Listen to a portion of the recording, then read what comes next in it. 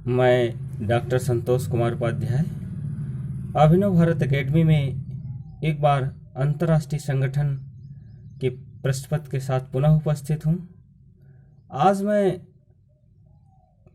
उसी क्रम को आगे बढ़ाते हुए राष्ट्र संघ के दूसरे महत्वपूर्ण अंग की तरफ आगे बढ़ते हुए, दूसरा महत्वपूर्ण अंग है परिषद, काउंसिल। द काउंसिल राष्ट्र संघ की साधारण सभा सदस्य राज्यों की समानता के सिद्धांत पर आधारित थी, परंतु परिषद के संगठन का आधार महाशक्तियों की उच्चता का सिद्धांत था। साधारण सभा में सभी राज्यों को समान प्रतिनिधित्व था, परंतु परिषद के 5 महाशक्तियों को अस्थायी प्रतिनिधित्व देने की व्यवस्था की गई थी, जबकि छोटे राज्यों में से 4 राज्य समय समय पर साधारण परिषद द्वारा परिषद की अस्थायी सदस्यता के लिए निर्वाचित किए जाने थे। ये 5 अस्थायी सदस्य अमेरिका, ब्रिटेन, फ्रांस, इटली तथा जापान थे। परंतु अमेरिका ने राष्ट्र संघ में सम्मिलित होने से इनकार कर दिया।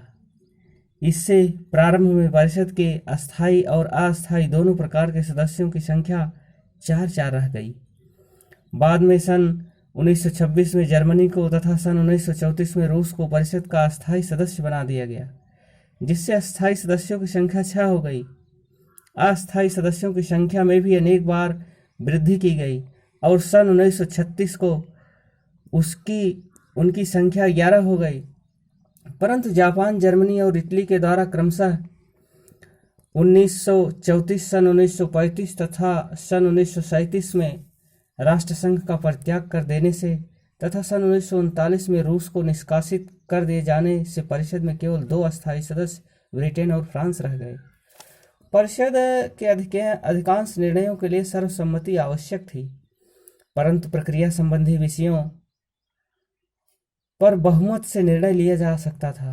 शांति और संधियों को, अल्पसंख्यक धाराओं में संशोधन संबंधी सिफारिशें तथा न्यायालयों के निर्वाचन भी बहुमत से किए जा सकते थे। राज्यों के पारस्परिक विवादों पर निर्णय लिए जाते समय संबंधित पक्षों को मत देने का अधिकार नहीं रहता था। परिषद के कार्य अत्यंत विस्तृत थे। यह राष्ट्र संघ के अधिकार क्षेत्र में आने वाले किसी भी विषय पर विचार कर सकती थी।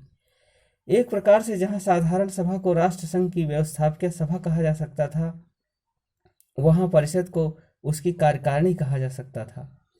इसके मुख्य कार्य थे साधारण सभा के प्रस्तावों को क्रियान्वित करना।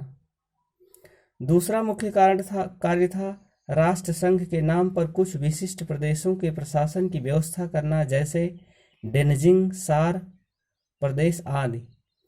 तीसरा महत्वपूर्ण कार्य था मैंडेट संबंधी कार्य। चौथा महत्वपूर्ण कार्य था महासचिव तथा उसके अधीनस्थ कर्मचारियों की नियुक्ति। 5वां महत्वपूर्ण कार्य था अल्पसंख्यकों के हितों का संरक्षण। 6ठा महत्वपूर्ण कार्य था अंतर्राष्ट्रीय विवादों का निपटारा। 7वां महत्वपूर्ण कार्य था अंतर्राष्ट्रीय शांति बनाए रखने के लिए सैनिक कार्यवाही का निश्चय करना आदि। परिषद की प्रथम बैठक 16 जनवरी 1920 को तथा अंतिम बैठक 14 दिसंबर 1939 को संपन्न हुई। तो इस तरीके से राष्ट्र संघ के दूसरे अंग के बारे में यहाँ चर्चा की गई।